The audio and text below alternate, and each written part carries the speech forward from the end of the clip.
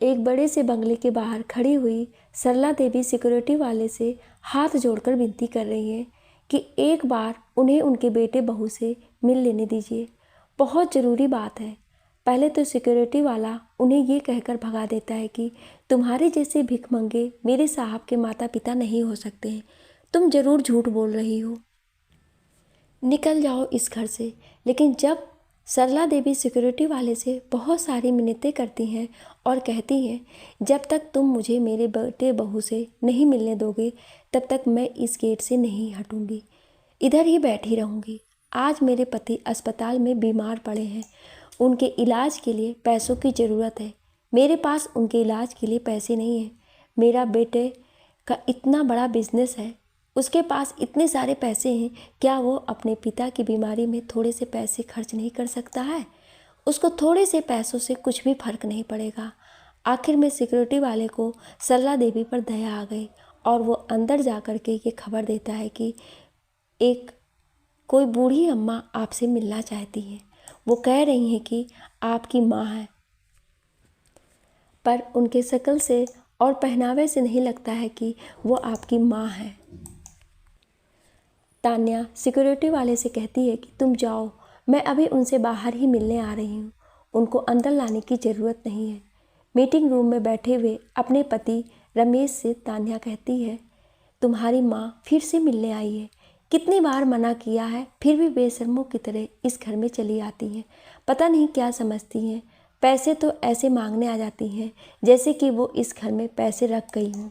कल इतना अपमान करके भगाया था फिर भी आ गई, शर्म नहीं आती है।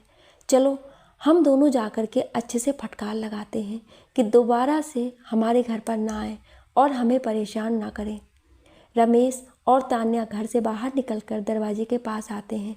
अपने बेटे बहू को आता हुआ देखकर सरला देवी आशा भरी निगाहों से अपने बहू बेटे की तरफ देख रही हैं कि बेटे बहू उनसे मिलने आ रहे हैं तो ज़रूर वो मेरी मदद करेंगे। सरला देवी अपने बहू बेटों के सामने हाथ जोड़कर खड़ी हुई हैं। बेटा तुम आ गए, बहुत अच्छा किया। तुम्हारे पिताजी की तबीयत बहुत ज़्यादा ख़राब है, वो 4 दिनों से अस्पताल में भर्ती हैं। मैं बराबर 4 दिन से घर पर आ रही हूँ लेकिन तुम मिलते ही नहीं थे, सिर्फ बहू मिलती थी और वो मना कर देती थी। बेटा तुम्हारे पिताजी के इलाज के लिए पैसों की ज़रूरत है, मुझे कुछ पैसे दे दो। ए बुढ़िया चल निकल जा इधर से, कोई पैसा वैसा नहीं मिलेगा तुम्हें, पहले ही हम तुम्हारे ऊपर बहुत सारा पैसा खर्च कर चुके हैं। अभी 4 दिन पहले आई थी तब भी तुमने पैसे मांगे थे, मैंने तुम्हें 4,000 रुपये दिए थे ना, अब इससे ज़्यादा रुपए तुम्हें नहीं मिलने वाले हैं, निकल जाओ इस घर से। बेटा जो तुमने 4,000 रुपये दिए थे उससे तो तुम्हारे ससुर की 2 दिन की दवाइयाँ भी नहीं आई, मेरे पास इतने पैसे नहीं हैं कि मैं उनको दवाइयों का और इलाज का खर्चा उठा सकूं। बेटा तुम तो अपने पिता के बारे में कुछ सोच, आखिरकार वो तेरे पिता हैं। माँ मेरे से ये फालतू की बातें मत किया करो और मुझे इमोशनल ब्लैकमेल करने की कोशिश कर रही हो, मुझे सब समझ में आता है, मैं इतनी आसानी से तुम्हारी बातों में नहीं आने वाला हूँ और अब वापस से इस घर में कभी मत आना। अपने बेटे बहू की बातें सुनकर सरला देवी निराश हो गई। रमेश अपनी पत्नी तान्या से कहता है तान्या मैं मीटिंग के लिए निकल रहा हूँ, शाम तक वापस आऊँगा। अपने बेटे को कार से कहीं जाते हुए देखा तो सरला देवी ने कहा बेटा तुम ऑफिस जा रहे हो, ऑफिस के रास्ते में ही सरकारी अस्पताल पड़ता है, क्या मुझे अपनी कार से अस्पताल छोड़ते जाओगे? इतना तो अपनी माँ के लिए कर ही सकते हो। तान्या दमकते हुए अपनी सास से कहती ए बुढ़िया तेरी औकात नहीं है कार में बैठने की, चुपचाप से पैदल निकल जा, मेरी कार को छूने की हिम्मत भी मत करना, तुझे अपनी कार में बिठाकर मुझे कार को गंदा नहीं करना है। पता नहीं कहाँ कहाँ से चले आते हैं कार में बैठने के लिए, औकात देखिए अपनी, ऑटो में तक बैठने की औकात नहीं है और कार में बैठने की बात कर रही हो, चल निकल यहाँ से। रमेश अपनी कार को लेकर निकल गया। बेचारी सरला देवी गेट के पास बैठी बैठी अपनी बेटे की कार को जाता हुआ देखती रही और अपनी किस्मत को कोसती रही कि मैंने कैसे बेटे को जन्म दिया है जो अपने माँ बाप का ही ना हुआ, क्या कुछ नहीं किया था हमने अपने बेटे के लिए, सब कुछ तो अपना दांव पर लगा दिया था। अगर आज हमने अपना सब कुछ दांव पर नहीं लगाया होता तो शायद आज तस्वीर कुछ और ही होती। अपने बेटे को पढ़ाने के लिए घर, ज़मीन, जायदाद सब कुछ बेच दिया। सब बेचकर इतना बड़ा बिजनेस करवाया, पर आज बेटे ने हमारे साथ क्या किया, इतना तो पराये भी नहीं करते हैं किसी के साथ, जितना पराया हमारे बेटे ने हमें कर दिया है। उसे अपनी माँ की तकलीफ़ दिखाई नहीं देती है। उनकी आंखों से झरझर आंसू बहे जा रहे हैं। पास खड़े हुए सिक्योरिटी वाले को इतना तो कंफर्म हो जाता है कि ये माताजी रमेश साहब की माँ है। रमेश के निकल जाने के बाद और तान्या के घर के अंदर जाने के बाद सिक्योरिटी वाला सरला देवी को उठाकर कुर्सी पर बैठाता है और कहता है, माँ जी आप रोइए मत, आपको कितने पैसों की ज़रूरत है। सरला देवी कहती हैं, बेटा अभी तो फ़िलहाल 2000 ही मिल जाए, उसी से ही काम चल जाएगा। सिक्योरिटी वाला अपनी जेब में हाथ डालकर देखता है तो 1500 ही निकलते हैं। वो कहता है, माँ जी मेरे पास ही 1500 हैं, आप इनको अपने पास रख लो और चलो, आपको कहाँ जाना है मैं अपनी साइकिल से आपको छोड़ देता हूँ। नहीं बेटा, मुझे साइकिल पर बैठना नहीं आता है, मैं ऑटो करके चली जाऊँगी। साथ ही साथ सरला देवी सिक्योरिटी वाले को ढेर सारा आशीर्वाद देती हैं। बेटा जहाँ मेरे बेटे बहू ने मेरी मदद करने से इनकार कर दिया, वहाँ तुमने इतना बड़ा दिल दिखाकर मेरी मदद की है। तुम्हारा ये एहसान मैं कभी नहीं भूलूंगी। अरे माँ जी मैंने क्या मदद की है, इतने से तो आपका एक दिन का भी दवाइयों का खर्चा नहीं निकलेगा। उन पैसों को अपने साड़ी के पल्लू में बांधकर सरला देवी अस्पताल के लिए निकल पड़ी। अस्पताल के बेड पर लेटे हुए किशोर जी अपनी पत्नी के आने का बेसब्री से इंतज़ार कर रहे थे। उन्हें लग रहा था कि वह बहू बेटे से मदद मांगने गई है, शायद बेटा बहू कुछ मदद कर दे तो मेरी पत्नी की कुछ तो परेशानियां कम हो। एक तो मैं ही बीमार लेटा हूँ, ऊपर से पैसे की तंगी है, बेचारी कितनी भाग दौड़ कर रही है। लेकिन सरला देवी के मुरझाए हुए चेहरे को देखकर वो समझ जाते हैं कि उनके नालायक बेटे ने अपनी माँ की मदद नहीं की। उनका नालायक बेटा पैसों की चकाचौंध में इतना खो गया है कि उसे अपने बूढ़े माँ बाप की तकलीफ़ नज़र ही नहीं आती है। सरला देवी अपने पति के पास आकर फूट फूट कर रोने लगती हैं कि आज हमारे बेटे ने हमें धोखा दे दिया, हमारा बेटा हमारा ना रहा, उसने हमें मुसीबत के समय अकेला छोड़ दिया। हम तो अपने बेटे को इतनी ऊंचाई तक पहुंचाने के लिए कंगाल हो गए, लेकिन बेटा ऊंचाई पर पहुंचने के बाद अपने माँ बाप को देखना ही नहीं चाहता। जिस माँ बाप ने उसे इतनी ऊंचाई पर पहुंचाया है, अब वही उसको भिखमंगे लगते हैं, लो स्टैंडर्ड लगते हैं। अस्पताल में पास के ही पलंग पर लेटा हुआ एक व्यक्ति दिनेश, जो कि इस शहर का एक बहुत बड़ा बिजनेसमैन है, वो अम्मा जी और किशोर जी की सारी बातों को सुन लेता है। अपने पलंग से उठकर किशोर जी के पास आता है तो उनको देखकर दंग रह जाता है। ये तो उनके पूजनीय गुरु जी हैं। अरे गुरु जी, आप इधर कैसे, और आपकी ये हालत कैसे हो गई? बेटा मैंने तुम्हें पहचाना नहीं, कौन हो बेटा तुम? गुरुजी मैं रितेश, जो आपके पास ट्यूशन पढ़ने आया करता था। अपनी याददाश्त पर जोर डालते हुए किशोर जी याद करने की कोशिश करते हैं, फिर अचानक से कहते हैं, हाँ हाँ याद आया, वो गुप्ता जी के बेटे जिनका इसी शहर में कपड़ों का बहुत बड़ा बिजनेस है, तुम उनके बेटे दिनेश हो? हाँ गुरुजी मैं वही दिनेश हूँ। पर गुरुजी मुझे ये समझ नहीं आ रहा है कि आपकी ऐसी हालत कैसे हो गई। मैंने आपकी सारी बातें सुन ली है, अब आप चिंता मत करिए, आपके इलाज में जितना भी पैसा लगेगा सारा पैसा मैं खर्च करूँगा और आपको पूरी तरह से ठीक कराकर घर भी ले जाऊँगा। दिनेश किशोर जी के इलाज का सारा खर्चा उठाता है, उनके खाने के लिए फल फ्रूट सारी व्यवस्था करता है।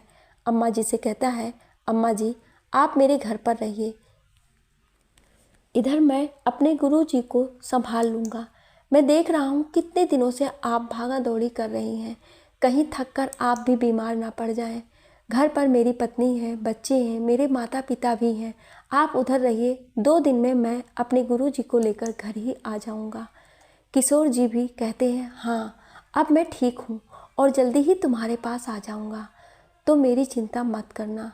2 दिन बाद किशोर जी बिल्कुल अच्छी तरह से ठीक होकर दिनेश के घर आ गए। दिनेश के घर में उनके पिताजी किशोर जी से मिलकर बहुत खुश हुए। अरे किशोर जी, जब से आपने पढ़ाना बंद किया है तब से तो आपसे मिलना जुलना ही नहीं हो पाया है, और मैं इधर अपने बिजनेस में इतना ज़्यादा व्यस्त हो गया, समय ही नहीं मिला कभी आपसे मिलने का। आज कितने सालों बाद आप मुझसे मिले हैं, लेकिन मुझे बिल्कुल भी उम्मीद नहीं थी कि आप मुझे इस तरह से मिलेंगे। अरे दिनेश तो आपको कितना याद करता है, कहता है आज गुरुजी के बताए हुए नक्शे कदम पर ही मैं चल रहा हूँ। दिनेश का पहले पढ़ने में बिल्कुल भी मन नहीं लगता था, लेकिन जब से आपने उसको ट्यूशन पढ़ाना शुरू किया तब से उसकी पढ़ाई में रुचि होने लगी थी। और आपको तो वो अभी भी बहुत याद करता है। आपके पढ़ाने का तरीका ही कुछ ऐसा है कि बच्चे इतने आसानी से समझ जाते हैं। कुछ समय तक तो किशोर जी और सरला देवी रितेश के घर पर ही रहते हैं। दिनेश का घर बहुत बड़ा है। घर क्या, वो तो एक बंगला है। उसमें तो कितने लोग भी रह सकते हैं। और उसी में दिनेश ने एक कमरा किशोर जी और सरला देवी को दे दिया है। 10 दिन बाद किशोर जी कहते हैं, बेटा अब हम चलते हैं। बहुत दिन रख लिया तुमने, हमारी बहुत मदद की, उसके लिए बहुत बहुत धन्यवाद। इतने दिनों में दिनेश को ये तो पता चल गया था कि गुरुजी अपना सब कुछ अपने बेटे पर खर्च कर दिया है। अब उनके पास कुछ भी नहीं बचा है। वो अपने गुरुजी से पूछता है, अब आप कहाँ जाएंगे, क्या करेंगे? आपके पास तो ना घर है, ना खाने के लिए पैसे हैं, फिर आप कैसे अपना गुजारा करेंगे? जहाँ ज़िंदगी ले जाएगी उधर जाएंगे। कोई छोटा मोटा काम देख लेंगे जिससे हमारे बुढ़ापे में खाने पीने की वो दवाइयों के खर्चे निकलते रहेंगे। नहीं गुरुजी, आप कहीं नहीं जाएंगे। मैंने आपके लिए कुछ सोचा है। आप इधर हमारे पास ही रहेंगे। क्या सोचा है दिनेश तुमने? ज़रा मुझे भी तो बताओ। गुरुजी आपको तो पता है मेरा कपड़ों का बहुत बड़ा बिजनेस है। एक शॉप पर मैं बैठता हूँ और एक शॉप पर मेरे पिताजी बैठते हैं। मैं तो अपने शॉप पर सारा काम हैंडल कर लेता हूँ, लेकिन मेरे पिताजी को किसी ऐसे व्यक्ति की ज़रूरत है जो उनका हिसाब किताब भी अच्छे से रखता रहे और पूरी तरह से ईमानदार हो।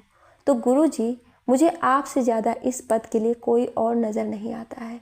और गुरुजी आपको तो वैसे भी कहीं ना कहीं जाकर काम करना ही है, तो क्यों ना आप दुकान में आकर पिताजी के साथ बैठें और दुकान का हिसाब किताब आप देखें। किशोर जी अपनी पत्नी सरला देवी की तरफ देखते हैं।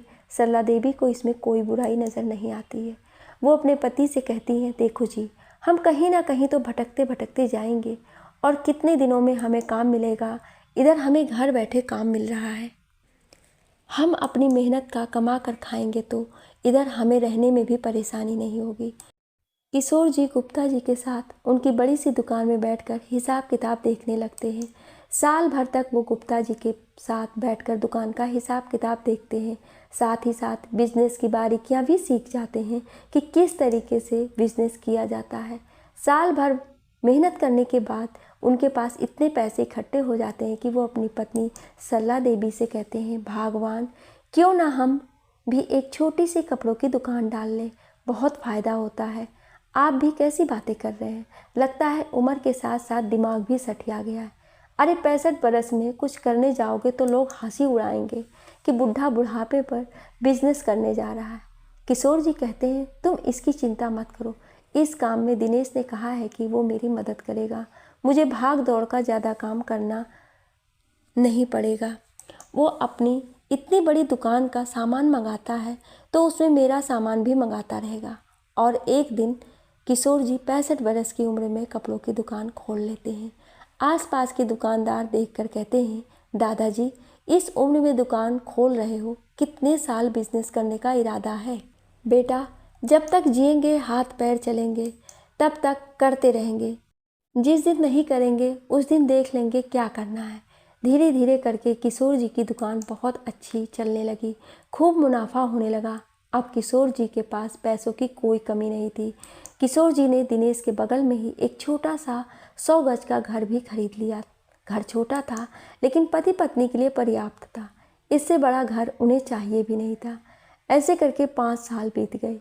एक दिन किशोर जी अपनी पत्नी से कहते हैं, भगवान हमने अपनी जवानी के दिनों में बहुत मुश्किलें सही है, पहले अपने माता पिता की सेवा में दिन गुजार दिए। तुम जब इस घर में शादी करके आई थी तो 3 नंदे थी, मेरे बूढ़े माता पिता थे, मेरे 3 बहनें थीं। उनकी शादी करने की जिम्मेदारी मेरी ही थी क्योंकि घर में मैं इकलौता कमाने वाला इंसान था। उसके बाद खुद के भी बेटा हो गया, उसको पढ़ाने के लिए तो हमने क्या कुछ नहीं किया कि हम रोड पर आ गए।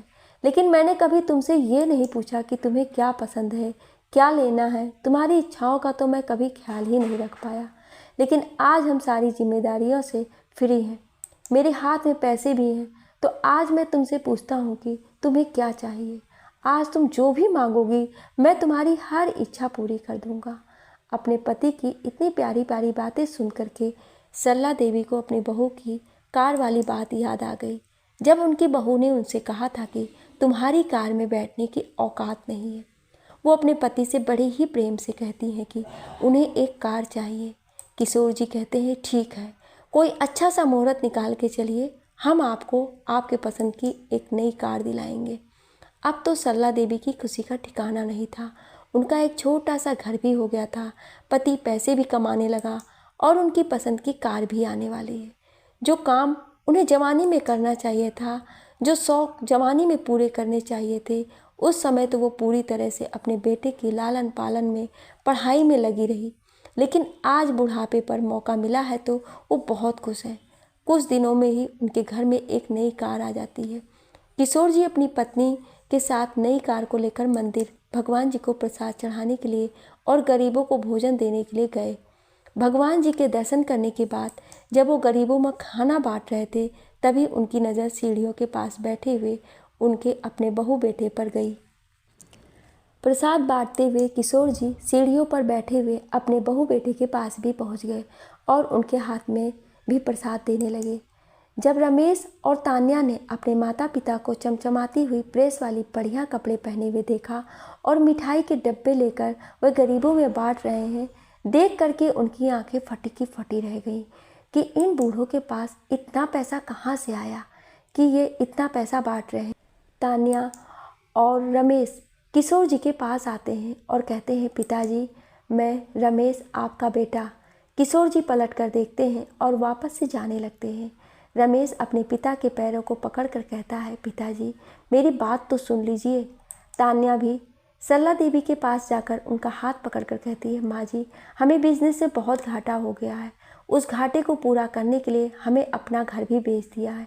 बैंक से इतना सारा लोन लिया था वो भी नहीं पटा पाए हैं, सर पर इतना सारा कर्जा है, बैंक वालों का रोज़ रोज़ फ़ोन आ रहा है लोन पटाने के लिए। घर में अब कुछ भी नहीं है, मेरे जेवर तक रमेश ने बेच दिए हैं। पूरे 2 महीने से मायके में रह रही हूँ। माँ जी कुछ मदद कर दीजिए, आप तो मुझे अब भली चंगी लगती हैं। बहू बेटे को देखकर ही सरला देवी की आंखों में खून उतर आया।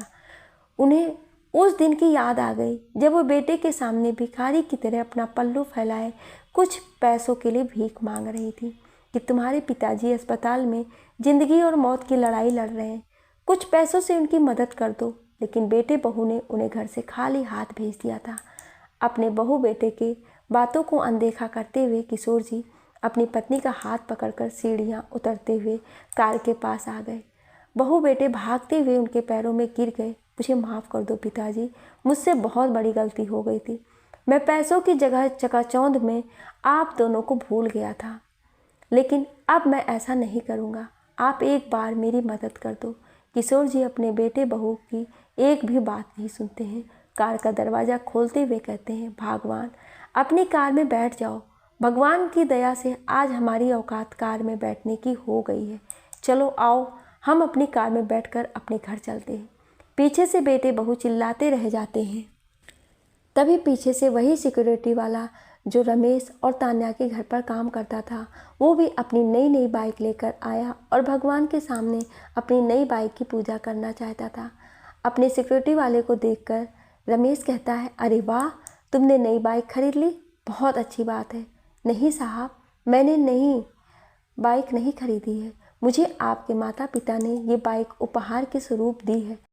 दरअसल उस दिन आपकी माताजी जब आपसे मदद मांगने के लिए आई थी और आपने उन्हें भगा दिया था, वो दरवाजे के बाहर बैठी रो रही थी। मुझसे उनकी ये दशा देखी नहीं गई, तो मेरे पास जितने पैसे थे उतने पैसे से मैंने उनकी मदद कर दी। तो आज इस मदद के बदले में उन्होंने मुझे ये बाइक उपहार में दी है। मैंने तो उन्हें बहुत मना किया था, लेकिन उन्होंने कहा कि वो बहुत मन से दे रहे हैं। मुसीबत के समय तुमने मेरी मदद की थी, इसीलिए इसे मेरा आशीर्वाद समझ के रख लो। और हाँ, वो अम्मा जी कह रही थी मुझे साइकिल पर बैठना नहीं आता है, पर मोटरसाइकिल पर बैठना आता है। सिक्योरिटी वाले की बात सुनकर के तानिया और रमेश अंदर से जल कुढ़ गए, लेकिन अब जलने कुढ़ने के अलावा उनके पास कुछ भी नहीं था, क्योंकि जो जैसा कर्म करता है वो वैसा भोगता है। ये तो संसार का नियम है, हम जैसा करेंगे वैसा भरेंगे। आपको ये कहानी कैसी लगी हमें कमेंट करके ज़रूर बताएं और ऐसी ही कहानियाँ सुनने के लिए हमें सब्सक्राइब ज़रूर करें। Thank you.